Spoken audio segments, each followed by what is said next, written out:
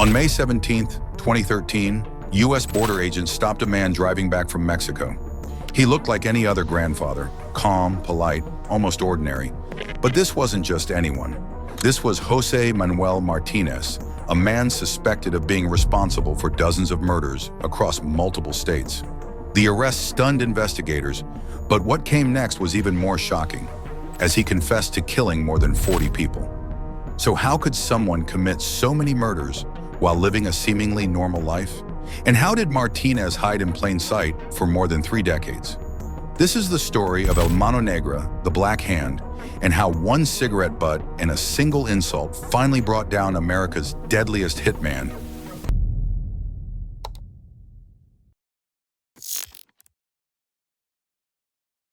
José Manuel Martínez was born in Fresno, California in 1962, making him a U.S. citizen by birth. But he didn't grow up in America. His family moved to Mexico when he was young, and he spent his childhood there until age 11. When they finally returned to the United States, they settled on a ranch near Earlimart in Tulare County. This wasn't some prosperous farming community. Tulare County was the poorest county in all of California at the time, a place where opportunity was scarce and survival often meant bending the rules. José's stepfather had 2 jobs. Officially, he organized laborers for the wine industry, connecting workers with the sprawling vineyards that covered the California landscape. Unofficially, he dealt drugs. It was a side business that brought in serious money, and young José got pulled into it early. At just 14 years old, he was making drug courier runs by bus. He'd carry packages across state lines, his youth and innocent appearance keeping him off law enforcement's radar. Later, when he got his own car, the trips became more frequent. Being bilingual and American-born gave him a massive advantage. He could talk his way through checkpoints, blend into traffic, and move product without raising suspicion. The family operation was successful until 1977, when everything came crashing down. Police raided their ranch and discovered a staggering amount of contraband. They confiscated $2.5 million worth of heroin, along with various weapons. In today's money, that heroin would be worth over $12 million. José's stepfather was arrested and thrown into custody while the case moved through the courts. Then came 1978. José was 16 years old when his sister Cecilia was murdered. The details of her death aren't fully clear, but the impact on José was absolute. According to people who knew him, he was a nice kid before Cecilia died. After her murder, something fundamental changed inside him. He later told people that since they killed his sister, he said, "Uck the rippers and the child abusers." It was a justification, a way of framing what he was about to become. In 1979, just a year after losing Cecilia, José committed his first murder. The victim was David Bedoya, and the motive was revenge dressed up as business. A friend told José that Bedoya had raped his sister. Whether this was true or just a convenient excuse doesn't really matter because José took the job. He was paid $500 to kill Bedoya, and he did it. That's roughly $2,100 in today's currency. It wasn't much money, but it established something crucial. José Martínez was willing to kill for cash.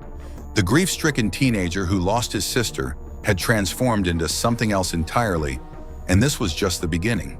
What started as revenge would soon become a career, and within 3 years, José would meet someone who would shape the rest of his life, a cartel operator he only ever referred to as Mr. X.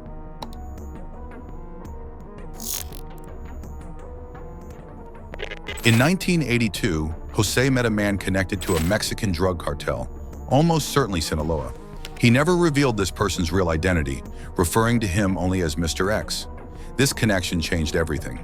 Mr. X moved massive quantities of narcotics from Mexico through California and beyond, and he needed people he could trust to handle problems. José became one of those people. The work wasn't always about killing. Most of the time, José collected debts from small-time drug dealers who'd gotten in over their heads. The cartel operated on speculation. They'd front drugs to dealers who would sell them and return a portion of the profits. But when someone took the drugs and didn't return the money, that's when José got the call. Sometimes that was enough. Other times, people died.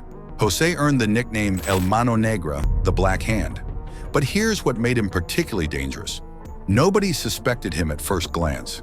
Police officers who interviewed him years later all said the same thing. He was incredibly charming. He seemed like a good guy. José did spend time in jail, including a stint in 1990 for drug courier activities, but he was never charged with murder, despite his name appearing in multiple homicide investigations.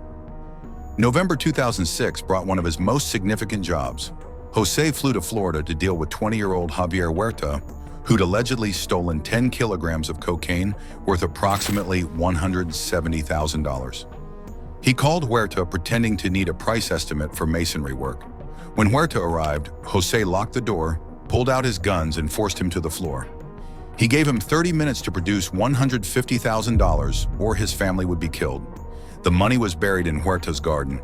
José retrieved it, then shot Huerta and his colleague 4 times each. He bound their hands with zip ties. This would become his signature.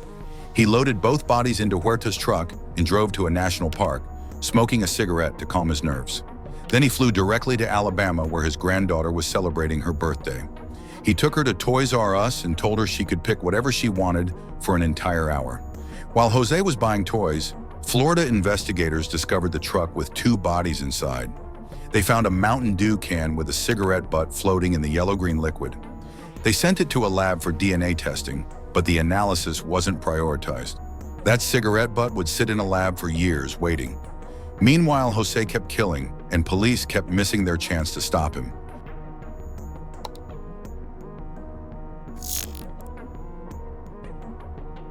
José Martínez's name appeared in 7 or 8 different homicide cases dating back to 1979. Showing up in one murder investigation might be bad luck. 2 could be coincidence. But 7 or 8? That should have raised every possible red flag. Yet José remained free, never charged, never seriously investigated despite this pattern. In 2009, José killed Joaquin Barragan in Urlamar for $8,000. He used a woman as bait who contacted José when the meeting was arranged.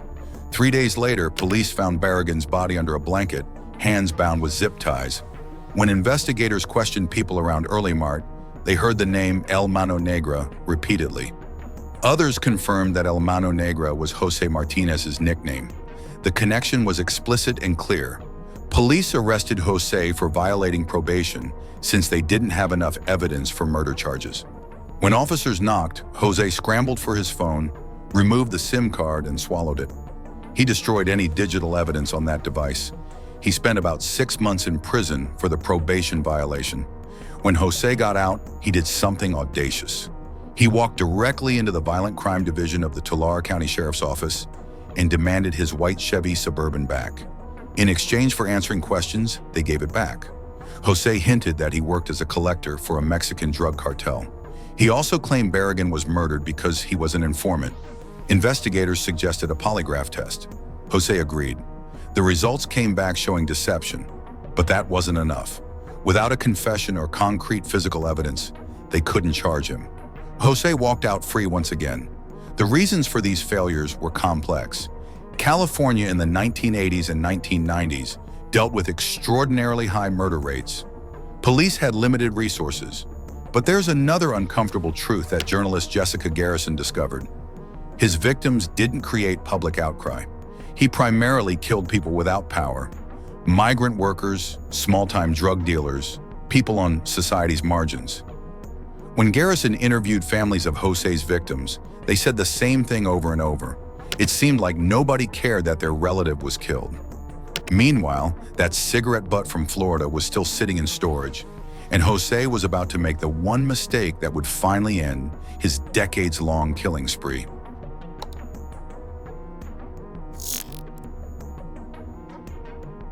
Early 2013 found José in Alabama visiting his daughter. He was 51 years old and had been killing people for 34 years. He spent his time being a devoted grandfather, picking kids up from school, dressing them as Disney princesses, having spa days with them. His daughter believed he was just a smuggler helping people cross the border. She had no idea her father was one of America's most prolific contract killers. While visiting, José learned that a friend of his daughter's partner needed help collecting a debt. His real motivation was different. He wanted to learn more about his daughter's partner, Jaime Romero. José met with a man named José Ruiz in a car. During their conversation, Ruiz said Romero was okay, but then made a catastrophic mistake. He started calling Ruiz's girlfriend terrible names and said she was a horrible mother. He didn't realize he was talking about José's daughter. José made his decision in that moment. José Ruiz would die, but not immediately. People had seen them together. He returned to California and waited. Ruiz got a few more weeks of life, completely unaware his execution date had been set. On March 4, 2013, José returned to Alabama. He went on a drive with Romero and Ruiz, and they stopped at a remote national park. José pulled out a gun, pointed it at Ruiz, and said, "The woman you insulted is my daughter, you bastard." He shot him twice in the head. Then he told the shocked Romero to drive and keep his mouth shut. Police found a Walmart receipt on Ruiz and reviewed surveillance footage. The cameras showed Ruiz with Jaime Romero. Police arrested Romero on suspicion of murder. José tried to help by providing an alibi, but police didn't believe him.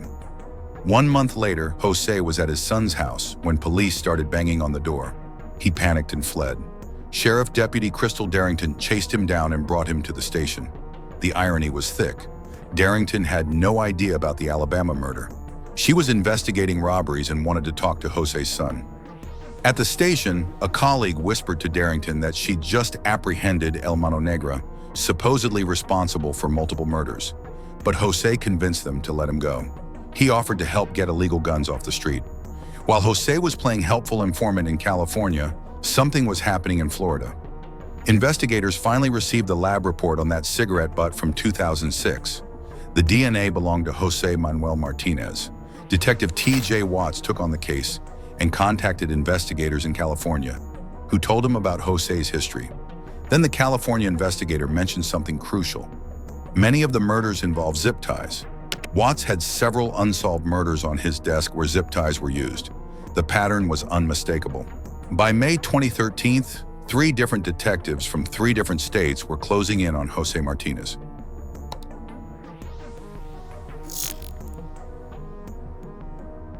On May 17, 2013, José was returning to the United States from a trip to Mexico when he was arrested at the Arizona border. There was a warrant out for his arrest on murder charges. José's only question was where the warrant had come from, which state wanted him. Detective McWhorter from Alabama was the first to hear about the arrest. He immediately got on a plane to Arizona to personally bring José back. The drive back to Alabama was surreal. McWhorter and José talked about life, discussed the military, and even shared a pizza at the airport. McWhorter was struck by how calm José seemed. The man was facing murder charges, and he acted like they were just 2 guys on a road trip. When they arrived in Alabama, Detective Watts from Florida was waiting. He'd also jumped on a plane, hoping for a chance to interrogate José about the Huerta murder. Neither detective expected a confession. Their best-case scenario was that José might admit to being at the crime scene, but try to blame everything on Romero. Maybe he'd make a mistake during a phone call from jail that they could use against him later. What happened instead shocked everyone. José confessed almost immediately. He admitted to killing José Ruiz in Alabama. He confessed to the Florida murders, providing detailed descriptions of the crime scenes and the exact number of bullets he'd used. His explanation was chilling in its simplicity. If I hadn't done the job, someone else would have. But he wasn't finished. José confessed to over 35 murders. Today, investigators believe the actual number exceeds 40. Police didn't just take his word for it. They went back and re-investigated every single case. They verified details, checked crime scenes, and confirmed that José's confessions matched the evidence. Ultimately, they concluded his confessions were truthful. José faced trials in multiple states. In Alabama, he was charged with 9 counts of murder with special circumstances, including multiple murders, lying in wait, kidnapping, and murder for financial gain. He received a 50-year sentence there before being extradited to California in September 2014. In California, he was sentenced to life in prison without the possibility of parole for 9 murders. Florida gave him 2 consecutive life sentences. The jury could have recommended the death penalty, but they spared him. José didn't seem particularly worried about any of it. As he said himself, "I know I'm going to go to jail if I die tomorrow." José is currently incarcerated at USP Victorville in California. The families of his victims finally got answers after decades of uncertainty. Some had waited more than 30 years to know what happened to their loved ones. For many of them, the most painful part wasn't just the murder itself, it was the feeling that nobody cared enough to investigate properly. So, What do you think about José Manuel Martínez's story? How did he manage to evade justice for over 3 decades? Share your thoughts in the comments below, and please give this video a thumbs up and subscribe to our channel for more deep dives into true crime stories like this. Until next time, stay safe and stay curious.